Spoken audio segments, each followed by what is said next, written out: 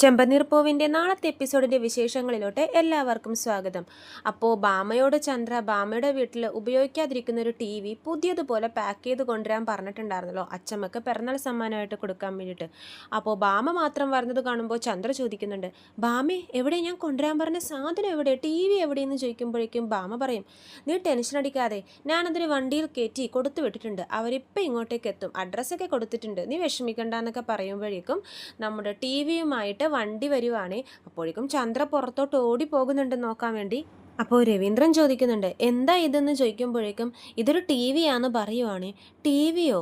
ഓ, അച്ചമ്മക്ക് പിറന്നാൾ സമ്മാനം കൊടുക്കാൻ വേണ്ടിയിട്ട് ബാമാൻറ്റി കൊണ്ടുവന്നതാണോ എന്ന് വർഷ ചോദിക്കുമ്പോഴേക്കും ചന്ദ്ര പറയുന്നുണ്ട്, ഏയ് ഇല്ല, ഞാൻ മേടിച്ചതാ, എൻ്റെ അമ്മയ്ക്ക് പിറന്നാൾ സമ്മാനം കൊടുക്കണ്ടേ, അതിനുവേണ്ടി ഞാൻ തന്നെ മേടിച്ച പുതിയ ടി വിയാന്നൊക്കെ ചന്ദ്ര പറയുവാണ്.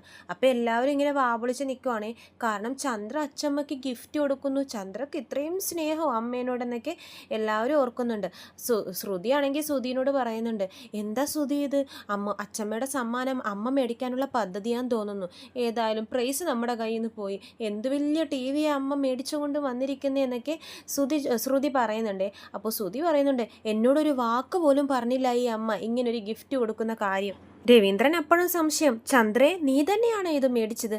അപ്പോഴേക്കും ചന്ദ്ര പറയുന്നുണ്ട്, പിന്നെ അച്ചമ്മയുടെ പിറന്നാളിന് വലുതായിട്ട് എന്തെങ്കിലും നമുക്ക് മേടിച്ചു കൊടുക്കാമെന്ന് പറഞ്ഞപ്പോൾ നിങ്ങൾ സമ്മതിച്ചില്ല, അപ്പോൾ എൻ്റെ വക ഈ ടി വി എങ്കിലും കൊടുക്കണ്ടേ, ഇതെങ്കിലും കൊടുക്കാമെന്ന് ഓർത്തു, ഞാൻ അമ്മയുടെ ഒരേ ഒരു മകളല്ലേ എന്നൊക്കെ പറയുവാണേ. അപ്പോഴേക്കും അച്ചമ്മ പറയുന്നുണ്ട്, എന്താ രവീന്ദ്ര ഇത്, എൻ്റെ മരുമോക്ക് എന്നോട് ഇത്രയും സ്നേഹം ഉണ്ടായിരുന്നോ, ഞാൻ സ്വപ്നമൊന്നും അല്ലല്ലോ കാണുന്നെന്ന് അച്ചമ്മ ചോദിക്കുവാണേ.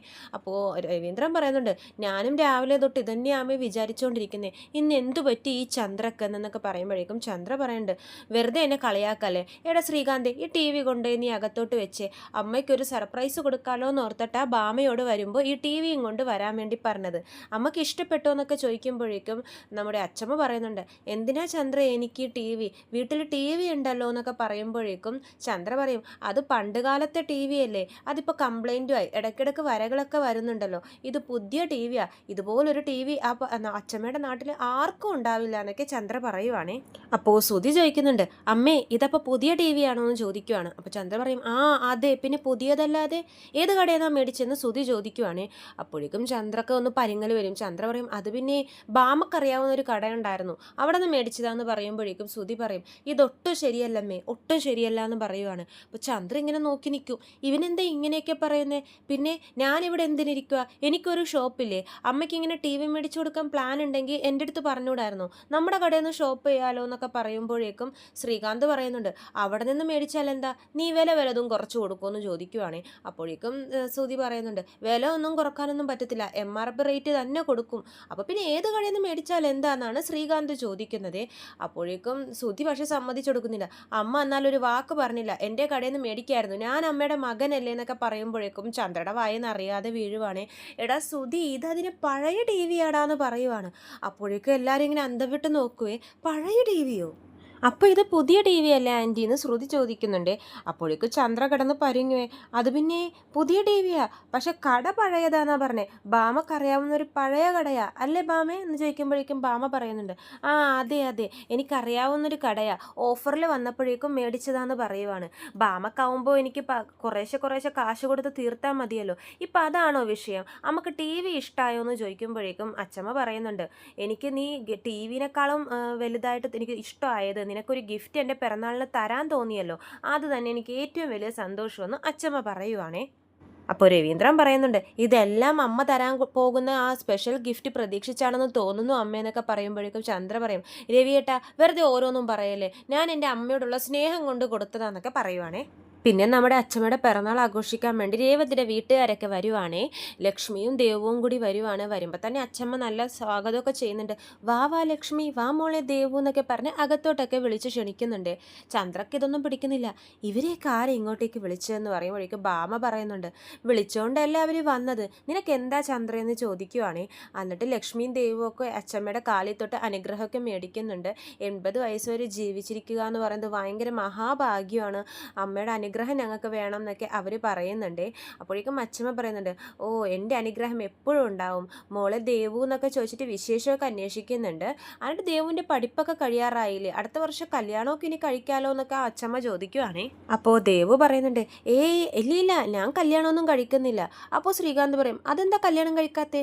അപ്പോൾ ദേവ് പറയുന്നുണ്ട്, ഞാനിപ്പോൾ നല്ല ലൈഫൊക്കെ അടിച്ചു പൊളിച്ച് ജീവിക്കട്ടെ കുറച്ച് നാളെന്ന് പറയുമ്പോഴേക്കും ശ്രീകാന്ത് പറയുവാണ്, ആ അത് കൊള്ളാലോ, അപ്പോൾ നമ്മൾ മാത്രം കഷ്ടപ്പെട്ടാൽ മതിയോ, നിനക്കും കഷ്ടപ്പെടണ്ടേ എന്നൊക്കെ ചോദിക്കുമ്പോഴേക്കും നമ്മുടെ വർഷ ചോദിക്കുന്നുണ്ട്, കഷ്ടപ്പാടോ? അപ്പോൾ ശ്രീകാന്ത് പറയും, വെറുതെ പറഞ്ഞതാ എൻ്റെ വർഷം, ഇനി അത് കാര്യമൊക്കെ എടുക്കല്ലേ എന്ന് പറയുവാണേ.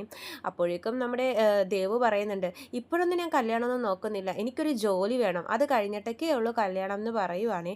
അപ്പോൾ വർഷ പറയുന്നുണ്ട്, അതാ നല്ലത്, നമ്മൾ സ്വന്തം കാലിൽ നിന്നിട്ട് വേണം കല്യാണമൊക്കെ കഴിക്കാൻ, സ്വന്തമായിട്ടൊരു വരുമാനമൊക്കെ ഉണ്ടാകുമ്പോൾ ഒക്കെ ചെന്ന് കയറുന്ന വീട്ടിലൊരു റെസ്പെക്റ്റ് ഉണ്ടാവും എന്ന് പറയുവാണേ. ശ്രുതിയും അതിനെ ശരിവെക്കുന്നുണ്ട്, അതെ അതെ നമ്മൾ സ്വന്തം കാലിൽ നിന്നിട്ട് കല്യാണമൊക്കെ കഴിച്ചാൽ മതി എന്ന് പറയുമ്പോൾ അച്ഛമ്മ പറയുന്നുണ്ട്, ജോലിയൊക്കെ നല്ലതാ, പക്ഷെ കല്യാണം അതിൻ്റെ വഴിക്ക് നടക്കണം എന്നൊക്കെ പറയുവാണേ. അപ്പോൾ ലക്ഷ്മി പറയുന്നുണ്ട്, കല്യാണമൊക്കെ നോക്കണം, പഠിപ്പ് തീരട്ടെ, എന്നിട്ട് വേണം ഒരു നല്ല വീട്ടിൽ നിന്നൊരു ചെക്കനെ നോക്കി ഇവളുടെ കല്യാണമൊക്കെ നടത്തി കൊടുക്കാൻ എന്നൊക്കെ പറയുമ്പോഴേക്കും നമ്മുടെ ചന്ദ്ര അവർ ഈ കളിയാക്കുവാണ്, എന്ത് നല്ല വീട്, നിങ്ങളുടെ മൂത്ത മോളെ കെട്ടിച്ച പോലെയോ, അങ്ങനെ ഒരെണ്ണം കിട്ടണമെന്നെങ്കിൽ ഇനിയും നിങ്ങളുടെ ആരെങ്കിലുമൊക്കെ കയറി ബസ്സിൻ്റെ മുമ്പിൽ കയറുന്ന ആത്മഹത്യ ചെയ്യണം എന്നൊക്കെ ചന്ദ്ര പറയുവാണേ. അച്ചമ്മക്ക് ഇത് കേൾക്കുമ്പോഴേക്കും ദേഷ്യം വരുന്നുണ്ട്, എടി ചന്ദ്രേ നീ എന്താ ഇങ്ങനെയൊക്കെ പറയുന്നത്, ഇന്നൊരു ദിവസമെങ്കിലും നിന്നെ ചീത്ത പറയാതിരിക്കാൻ ഓർക്കുമ്പോഴേക്കും നീ മര്യാദക്കിരുന്നോ ചന്ദ്രേ, വായെ തോന്നിയതൊക്കെ വിളിച്ച് പറയുവാണോ, ഇത്രയും പ്രായമായില്ലേ, എവിടെ എങ്ങനെ സംസാരിക്കണമെന്നൊരു ബോധവും ഇല്ല എന്ന് പറയുമ്പോൾ ചന്ദ്ര പറയും, അല്ല ഞാൻ നടന്ന കാര്യമല്ലേ പറഞ്ഞത്.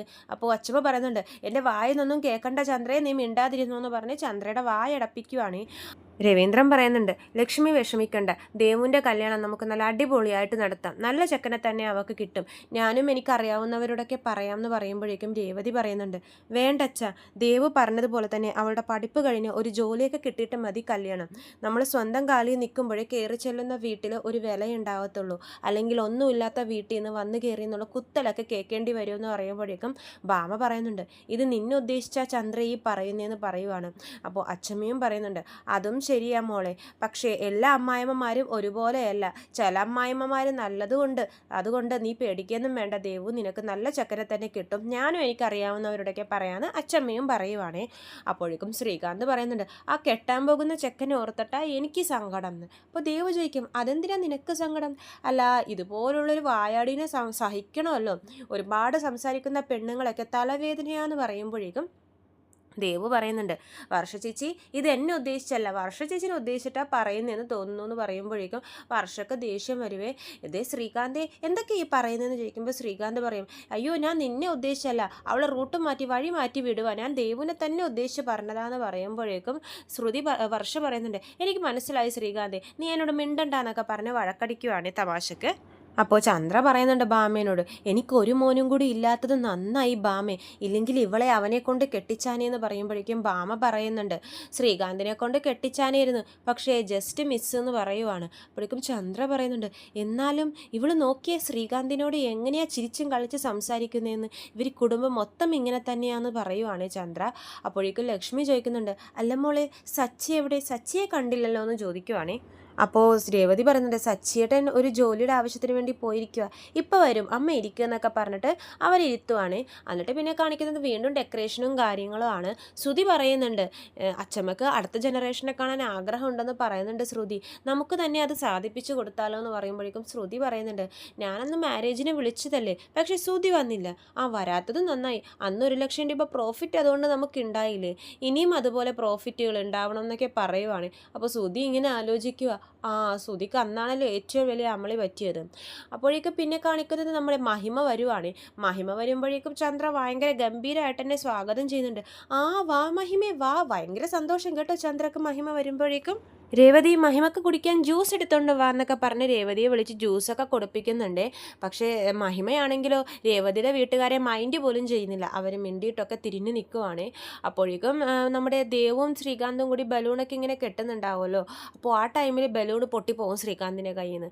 അപ്പോഴേക്കും ദേവ് പറയുന്നുണ്ട്, എന്താ ശ്രീകാന്തെ നോക്കി ബലൂൺ മേടിച്ചൂടെ, ഇങ്ങനെ പൊട്ട ബലൂണാണോ മേടിച്ചുകൊണ്ട് വരുന്നതെന്ന് ചോദിക്കുമ്പോഴേക്കും ശ്രീകാന്ത് പറയും, പൊട്ട ബലൂണോ, ഞാൻ നല്ല ബലൂണാണ് നോക്കിക്കൊണ്ട് വന്നത്, നിന്നെയൊക്കെ കെട്ടാൻ പോകുന്ന പോകുന്നവൻ്റെ കഷ്ടകാലമാണ്, എല്ലാത്തിനും ഓരോ കുറ്റങ്ങൾ കണ്ടുപിടിച്ചോളൂ എന്നൊക്കെ പറയുമ്പോഴേക്കും ദേവു ഇങ്ങനെ പറയും, കഷ്ടകാലമോ കഷ്ടകാലമോ എന്ന് പറഞ്ഞിട്ട് ശ്രീകാന്തിനെ തല്ലാൻ വേണ്ടി ഓടിച്ചിടുവാണേ. അവർ ഭയങ്കര ഫ്രണ്ട്സ് ആണല്ലോ. അങ്ങനെ കളിക്കുമ്പോഴേക്കും ചന്ദ്ര ഇങ്ങനെ നോക്കുവാണ്, ഇവരെന്താ ഈ കാണിക്കുന്നത്, അയ്യോ വർഷയുടെ അമ്മയാണെങ്കിൽ ഇവിടെ ഉണ്ട്, അവർക്ക് ഇപ്പം ദേഷ്യം വരും എന്നൊക്കെ പറയുവാണേ. ഇവരതൊന്നും മൈൻഡ് ചെയ്യാണ്ട് ഓടിക്കളിക്കുവാണ്. ഇത് കണ്ടുകൊണ്ട് നമ്മുടെ വർഷ വരുവാണ്. വർഷ വന്നിട്ട് ഇങ്ങനെ ദേഷ്യത്തിൽ ഇങ്ങനെ നോക്കുവേ, എന്താ ദേവു ഇത്, എന്താ കാണിക്കുന്നതെന്ന് ചോദിക്കുവാണ്. വർഷയുടെ മുഖം കാണുമ്പോഴേക്കും ചന്ദ്രക്കൊക്കെ പേടിയാവാണ്. അയ്യോ ഇവിടെ പേറ്റ് ഭയങ്കര പൊട്ടിത്തെറി നടക്കുമല്ലോ, ഭർത്താവ് വേറൊരു പെണ്ണിൻ്റെ കൂടെ കളിച്ചു ചിരിച്ച് നടക്കുന്നത് കണ്ട ആർക്കായാലും പിടിക്കുവോ.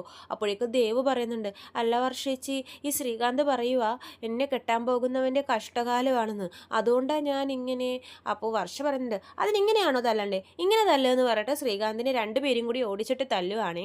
അത്രയും കാണിച്ചുകൊണ്ടാണ് നാളത്തെ എപ്പിസോഡ് അവസാനിക്കുന്നത്. കൂടുതൽ വിശേഷങ്ങൾ ഞാൻ എൻ്റെ ചാനലിലൂടെ അപ്ലോഡ് ചെയ്യുന്നതാണ്. ചാനൽ സബ്സ്ക്രൈബ് ചെയ്യാത്തവരുണ്ടെങ്കിൽ സബ്സ്ക്രൈബ് ചെയ്യണം. വീഡിയോ ഇഷ്ടമായെങ്കിൽ ലൈക്ക് ചെയ്യാനും മറക്കരുതേ. എല്ലാവർക്കും നന്ദി.